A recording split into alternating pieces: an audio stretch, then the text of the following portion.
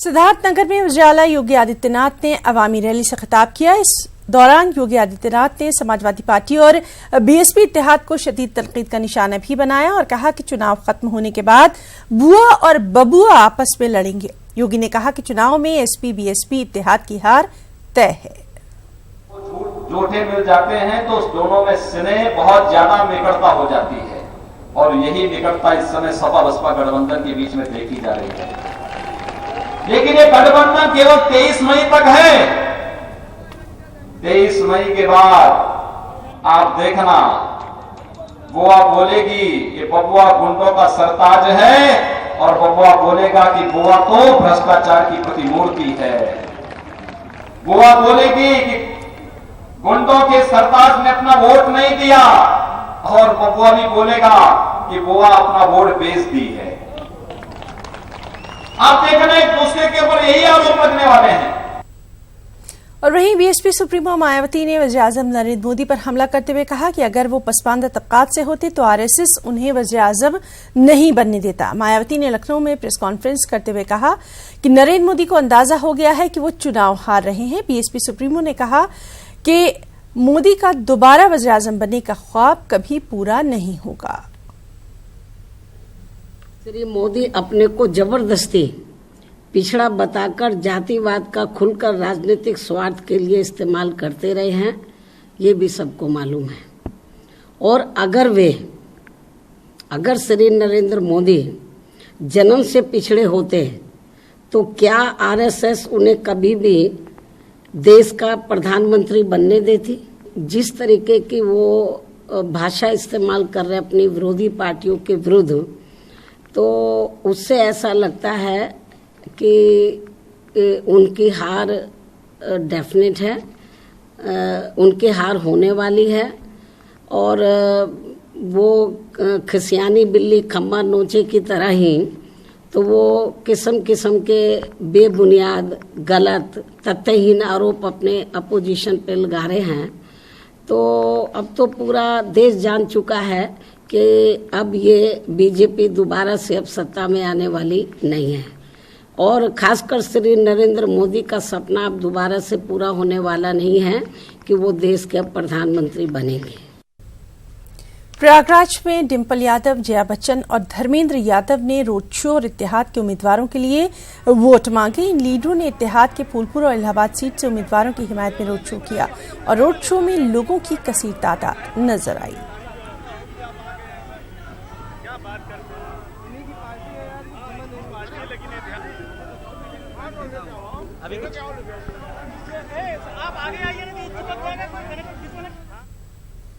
और वहीं कांग्रेस की जनरल सेक्रेटरी प्रियंका गांधी आज सिद्धार्थनगर पहुंची। प्रियंका गांधी ने सिद्धार्थनगर में इंतखाबी रैली से खिताब किया। इस दौरान प्रियंका ने बीजेपी हुकूमत को तनकीद का निशाना बनाया और कहा कि बीजेपी हुकूमत की पॉलिसीज अवाम मुखालिफ है। उन्होंने इल्जाम लगाया कि मोदी हुकूमत के 5 वर्षों में सबसे ज्यादा बदहाल किसान हुआ है।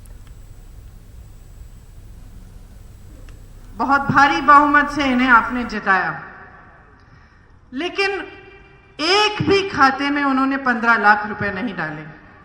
उसका विपरीत हुआ। चुनाव के कुछ ही महीनों बाद भाजपा के राष्ट्रीय अध्यक्ष ने टीवी के चैनलों को कहा कि ये तो चुनावी जुमला था, 15 लाख रुपए कौन देगा खाते में। इसी तरह से उन्होंने एक और बड़ा प्रचार किया कि 2 करोड़ रोजगार हर साल बनाएंगे। तो हर नौजवान के दिल में ये आशा पैदा हुई कि 2 करोड़ रोजगार पैदा होंगे तो हमें भी रोजगार मिलेगा। आज मैं उत्तर प्रदेश के कोने कोने तक घूमती हूँ, मैं हर नौजवान से पूछती हूँ कि आपको रोजगार मिला पिछले 5 सालों में? मैं सच बता रही हूँ, मुझे एक ऐसा नौजवान नहीं मिला जिसने मुझे कहा हाँ दीदी 5 सालों में सरकार ने मुझे रोजगार दिया है। पिछले चुनाव में इन्होंने कहा था कि किसान की जो आमदनी है हम उसको दुगना करेंगे। 5 साल बीत गए, किसान की आज आमदनी लगभग आधी है जो 5 साल पहले से थी। गन्ना किसानों का बकाया नहीं दिया, शुगर मिल वालों को पैसा दे दिया, लेकिन गन्ने किसान का 10,000 करोड़ रुपए का बकाया अभी भी पड़ा हुआ है। बीजेपी लीडर और मरकजी वजीर गिरिराज सिंह के जरिए दुख्तर रसूल की शान में गुस्ताखी करने की पादाश में लखनऊ में जबरदस्त एहतजाज किया गया। जुमे की नमाज के बाद लखनऊ के आसिफी इमामबाड़े में सैकड़ों लोगों ने गिरिराज सिंह को गिरफ्तार करने का मुतालबा किया। कि रसूलुल्लाह के सिलसिले में कहना कि किसी की हिम्मत क्यों नहीं हो रही उनकी फिल्म बनाने की, और शहजादी फातिमा ज़हरा के लिए कहना कि किसी की हिम्मत क्यों नहीं हो रही उनको फिल्म बनाने की, इसका मतलब ये है कि लोगों को भड़काया जा रहा है इस सिलसिले में, तुम ऐसी फिल्म बनाओ, भड़काया जा रहा है इस सिलसिले में। ज़्यादा इस चीज़ की मजम्मत इसलिए करते हैं क्योंकि हमारे यहाँ न रसूलुल्लाह पर फिल्म बनना जायज़ है, न शहजादी फातिमा ज़हरा पर फिल्म बनना जायज़, न किसी इमाम पर, न किसी मासूम पर, न किसी पैगम्बर पर हमारे यहाँ फिल्म नहीं बन सकती, वो हराम और नाजायज़ है। और ऐसी फिल्म बनाने वाला जो है वो गुस्ताख है और वो काबिल मजम्मत और काबिल लानत है। लिहाजा इसने जो उकसाया है लोगों को, ये ख़ुद गुस्ताखी है इसकी। दूसरी चीज़ ये है कि बाद मौलवी हजरात की तकरीर मिली तो उन्होंने कहा कि माज़अल्लाह शहज़ादी के लिए उसने लफ्ज़ सेक्सी इस्तेमाल किया है और रसूलुल्लाह के लफ्ज़ सेक्सी इस्तेमाल किया है। तो इसीलिए 2 दिन हमको लग गए पूरे ढूंढने में कि देखिए कहाँ पर ये लफ्ज़ मिलता है। तो हमको अभी तक इंटरनेट पे कहीं इसका बयान ऐसा नहीं मिला, इसमें लफ्ज़ सेक्सी इस्तेमाल किया रसूलुल्लाह के साथ माज़अल्लाह या शहज़ादी के साथ।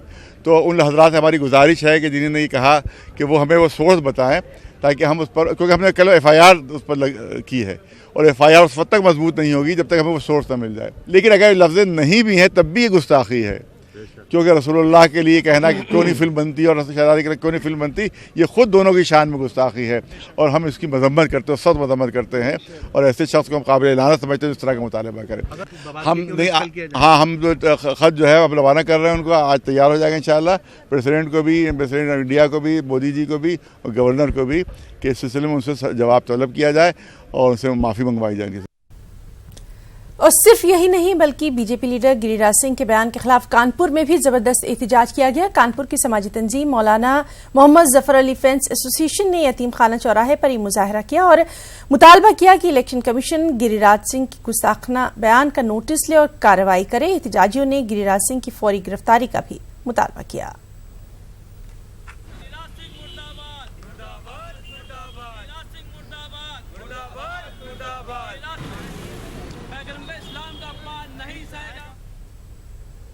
गोरखपुर बीआरडी मेडिकल कॉलेज में 70 बच्चों की अमवात के मामले में डॉक्टर कफील को सुप्रीम कोर्ट से बड़ी राहत मिल गई है।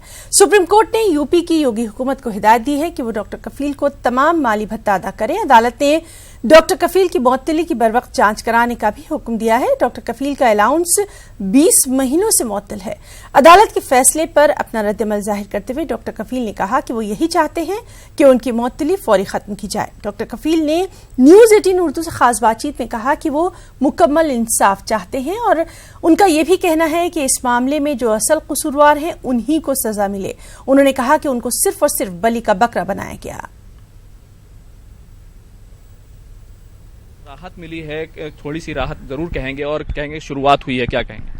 एकदम पिछले 20 महीनों से योगी गवर्नमेंट ने सस्पेंड किया हुआ है। हालांकि हाई कोर्ट ने जब मुझे बेल दी थी तो साफ साफ कहा था कि योगी गवर्नमेंट एक भी सबूत मेरे खिलाफ नहीं दे पाई और मैं वहां पे मेरा कोई जुर्म नहीं था। फिर भी ना मुझे नौकरी से निकाल रहे हैं और ना रख रहे हैं। तो भाई रोटी तो कमानी पड़ती है, गुजारा खुद करना पड़ता है। लोअर कोर्ट से हाई कोर्ट से सुप्रीम कोर्ट केस लड़ रहा हूँ। आज अल्लाह का शुक्र है कि रोज़े के शुरुआत में ही सुप्रीम कोर्ट ने एक बहुत बड़ा रिलीफ दिया है। योगी गवर्नमेंट को आज सुप्रीम कोर्ट के डबल बेंच में जस्टिस संजय कौल और जस्टिस इंदिरा बनर्जी के बेंच ने योगी गवर्नमेंट को ऑर्डर किया है कि जितना भी ड्यू पिछले 20 महीने का है, जो कि मेरे ख्याल से आसपास 10 लाख रुपए बनते हैं, वो जल्द से जल्द दिया जाए। और ऑनरेबल हाई कोर्ट ने जो 7 मार्च 2019 को ऑर्डर दिया है कि 90 दिन के अंदर डॉक्टर कफील के सस्पेंशन के बारे में फैसला कर ले, उस पर अमल किया जाए।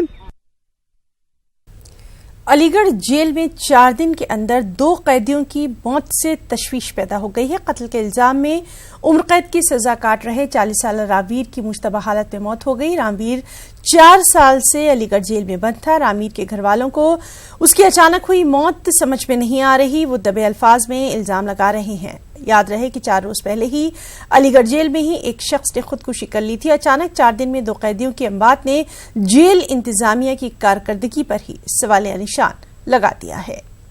मिले और उनसे हमने कहा हमें अपने उससे मिलने दो, उन्होंने मना कर दिया कि हमने तो ये बंद कर दिया।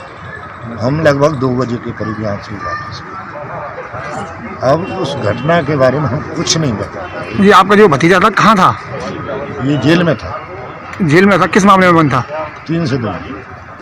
मुझे सूचना उनके पिताजी ने कही कि भाई तुम यहाँ आ जाओ गाड़ी लेके और हॉस्पिटल चल रहे हैं, अभी तो हालत खराब है कहीं। मैंने उन्हें पूछी, मैंने कि भैया तुम आए जो क्या स्थिति? वो बोले कि बढ़िया हो गया, खूब बतरा हो, बोलो, हमारे 2 घंटा बैठे हुए और उसके बाद में पता। उधर रमजान मुबारक के पहले जुमे के मौके पर अलीगढ़ शहर की शाही जामे मस्जिद ऊपरकोट में हजारों लोगों ने नमाज जुमे अदा की और मुल्क में अमन अमान की खुसूसी दुआएं मांगी। इस मौके पर इमाम जामे मस्जिद मुफ्ती महमूदुल हसन ने खिताब करते हुए माह रमजान की फजीलत पर रोशनी डाली और कहा कि ये महीना बरकतों और रहमतों वाला है। इसमें हमें ज्यादा से ज्यादा इबादत और रियाजत के जरिए अपनी इस्लाह करनी चाहिए। ये रमज़ानों का पहला जुमा है। इस जुमे की बड़ी फजीलत है। हम लोग सुबह से तैयारी करते हैं और दुआएं मांगते हैं और मुल्क में अमन व अमान की ख़ास तौर पे दुआएं मांगी गई हैं कि जो इंतशार इस वक्त फैला हुआ है, आवाम डरी हुई है इस मुल्क में, इसके लिए ख़ास तौर से दुआएं की गई हैं। और अलविदा का ये पूरा महीना ये रमज़ानों का है। इसमें बड़ी फजीलतें आई हैं और बड़ी इबादतें करने का हुक्म है। अल्लाह ताला से हम दुआ मांगते हैं कि हमारे मुल्क में अमन व अमान कायम रहे और ख़ास तौर से शहर अलीगढ़ में। हाँ साहब, बेपनाह बरकतों वाला महीना है ये और अल्हम्दुलिल्लाह लोग बड़े ज़ौक़ शौक़ से नमाज़ों के लिए आ रहे हैं और एहतमाम रमज़ानों का बहुत ज़बरदस्त है। लोग बड़े शौक़ से रोज़े भी रख रहे हैं। बाज़ारों में देखिए रौनक है। आज क्या दुआएं की गई हैं? दुआएं साहब ये है कि अल्लाह ताला मुल्क में अमन व अमान कायम रखे। जो बीमार हैं इस मौसम से, जो लोग परेशान हैं, अल्लाह ताला शिफा अता फरमाए और अमन व अमान कायम रहे।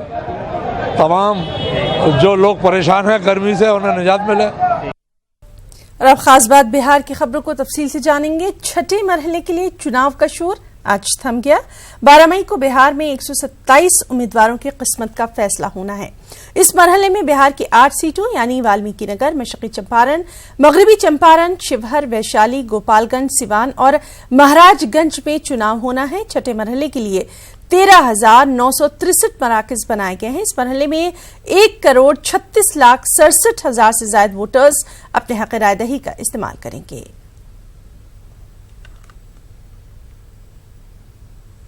वहीं वज़ीर आला नीतीश कुमार ने भोजपुर में इंतखाबी रैली से खिताब करते हुए एनडीए उम्मीदवार आरके सिंह को वोट देने की अपील की। इस दौरान नीतीश कुमार ने अजीम इत्तेहाद को निशाने पर भी लिया। नीतीश कुमार ने रैली में रियासती हुकूमत और मरकज की मोदी हुकूमत की हुसूलियाबियां भी गिनवाई। आरके सिंह जी को फिर से आप लोकसभा के सदस्य के रूप में निर्वाचित कीजिए और केंद्र में फिर से मोदी जी के नेतृत्व में सरकार बने। इसी के लिए आप सब लोगों से अपील और आग्रह करने के लिए हम लोग यहाँ उपस्थित हुए हैं। और केंद्र में मोदी जी की सरकार है, उनके नेतृत्व में देश की प्रतिष्ठा बढ़ी है दुनिया में और आतंकवाद के खिलाफ जो त्वरित कार्रवाई हुई है उससे देशवासियों का मनोबल ऊंचा हुआ। गरीब परिवार की महिलाओं को खाना बनाने में, चूल्हा जलाने में धुआं झेलना पड़ता था और जब रसोई गैस के चूल्हे की उपलब्धता कराई गई तो करोड़ों ऐसे परिवारों को कितनी बड़ी राहत मिली। लोगों के मन में एक संतोष का भाव। पहले से भी कई योजनाएं चल रही हैं, मोदी जी की सरकार के द्वारा चलाई गई हैं और बिहार में तो हम लोगों को जब से आप लोगों ने काम करने का मौका दिया, हम सेवा कर रहे हैं। नीतीश कुमार ने बक्सर के धनसोई में एनडीए उम्मीदवार अश्विनी चौबे के लिए इंतखाबी रैली की। रैली में नीतीश कुमार ने मोदी हुकूमत के खूब कसीदे पढ़े। वज़ीर आला ने कहा कि मरकजी हुकूमत ने बिहार को पुल और सड़कों के लिए 50,000 करोड़ रुपए के मंसूबे दिए हैं। इस दौरान उन्होंने आरजेडी पर भी हमला किया। केंद्र में मोदी जी की सरकार ने देश की प्रतिष्ठा बढ़ाई, देश की इज्जत दुनिया में बढ़ी है और आतंकवाद के खिलाफ जो उन्होंने त्वरित कार्रवाई की उससे देशवासियों का मनोबल ऊंचा हुआ है और उन्होंने विकास की अनेक योजनाओं पर अमल किया और बिहार को भी पिछड़ेपन से दूर करने के लिए हम लोगों की सहायता मिल रही है। अकेले सड़क और पुल के क्षेत्र में केंद्र सरकार ने 50,000 करोड़ रुपए की योजनाओं को मंजूरी दी है। आरजेडी सुप्रीमो लालू प्रसाद यादव के बड़े बेटे तेज प्रताप यादव एक मर्तबा फिर अपने छोटे भाई यानी तेजस्वी यादव के साथ इंतखाबी तशहीद के लिए जा ही नहीं पाए। बताया जाता है कि इस बार भी तेज प्रताप का बोर्डिंग पास नहीं बन पाया, जिसकी वजह से वो ऐन वक्त पर अपने छोटे भाई के साथ नहीं जा सके। वहीं तेजस्वी यादव का कहना है कि चुनावी प्रोग्राम में तेज प्रताप यादव के साझा इंतखाबी तशहीद का जिक्र तक नहीं है। दूसरी जानिब तेज प्रताप यादव ने दावा कर डाला कि आज तेजस्वी के साथ उन्हें हेलीकॉप्टर से इंतखाबी तशहीद के लिए जाना था। आपको बताएं कि गुज़िश्ता इतवार को भी इंतखाबी रैलियों के लिए तेज प्रताप को तेजस्वी के साथ हेलीकॉप्टर में जाना था। तेज प्रताप पटना एयरपोर्ट पहुंच भी गए थे, लेकिन उनको बोर्डिंग पास नहीं मिल पाया था और ऐसे में लगातार इस तरह के वाकयात होना सियासी गलियारों में कयास आराइयों का बाजार गर्म कर रहा है।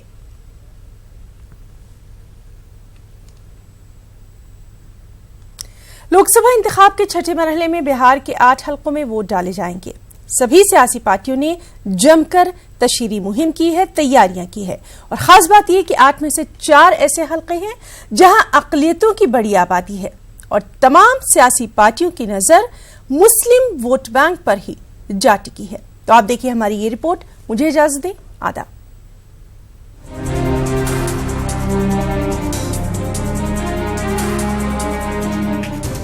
बिहार में लोकसभा के छठे मरहले में वाल्मीकि नगर, मशरक़ी चंपारण, मगरिबी चंपारण, शिवहर, वैशाली, गोपालगंज, सिवान और महाराजगंज पार्लिमानी हलकों में वोट डाला जाएगा। तमाम सियासी पार्टियों ने इस मरहले को लेकर खासी तैयारी की है। ये वो इलाका है जहां की बड़ी आबादी देही इलाकों पर मुश्तमिल है। 4 पार्लिमानी हलकों में मुसलमानों की बड़ी आबादी है। एनडीए ने दावा किया है कि छठा मरहला पूरी तरह से एनडीए का ही होगा। बिहार की जनता ने उनको 5 चरणों में नकार दिया है। छठे चरण के चुनाव होने वाले हैं और जो ग्राउंड रियलिटी है पूरी तरह से महागठबंधन का सुपड़ा साफ हो रहा है और ये जो जनता का जो भरोसा और विश्वास नीतीश कुमार जी के चेहरे के साथ है, देश में नरेंद्र मोदी जी के 5 वर्षों की जो उपलब्धियां हैं और बिहार में नीतीश कुमार जी ने जो 13 वर्षों में जो काम किए हैं, उसके आधार पर एक ऐसा ये सकारात्मक एजेंडा है। इस एजेंडे के सामने विपक्ष के अराजक 90 से 2005 का दौर और उसके बाद जो अवसरवादी जातीय गठजोड़ों के बल पर सत्ता हथियाने की जो उनकी कोशिश है, उसको जनता समझ गई है। उधर अजीम इत्तेहाद के मुताबिक चंपारण की सरजमीन ने हमेशा बदलाव का साथ दिया है। सिवान, महाराजगंज, शिवहर और गोपालगंज के लोग अजीम इत्तेहाद का खैर मकदम कर रहे हैं। पिछले 5 चरणों के चुनाव के बाद 24 सीटों पर जो जनता का मूड और मिजाज था वो हमारे विरोधी एनडीए के लोगों को पता चल गया है। 24 सीटों पर बहुत मेहनत के बाद भी उनको कोई खास सफलता मिलता नहीं दिखा है। अब ये 2 चरणों में 16 सीटों पर ये पूरा जोर लगाए हुए हैं। बड़े बड़े स्टार प्रचारक आ रहे हैं, सब आ रहे हैं, लेकिन इनको पता है कि तेजस्वी यादव ने 1 ओवर में हैट्रिक लिया है और नरेंद्र मोदी, नीतीश कुमार, रामविलास पासवान का विकेट बोल्ड किया। 8 लोकसभा हलकों में जीत दर्ज करने के लिए तमाम अहम सियासी जमातों के बड़े बड़े लीडरों ने इंतखाबी रैलियां की है। अब देखना दिलचस्प होगा कि इलाके के लोग किस सियासी पार्टी या उम्मीदवार पर भरोसा जताते हैं। न्यूज़ 18 उर्दू के लिए पटना से महफूज आलम की रिपोर्ट।